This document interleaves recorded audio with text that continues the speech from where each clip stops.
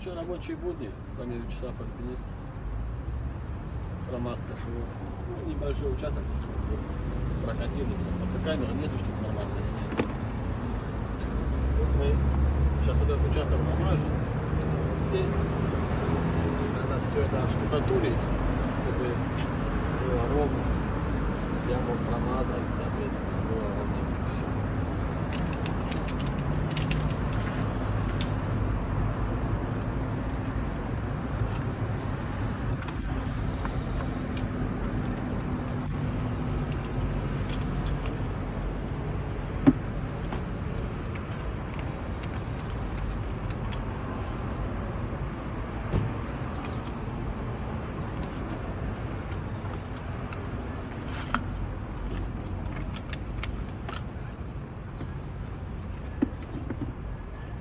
Я чуть смачиваю, засовываю, чтобы она там не липала. Иногда бывает попадает ключик.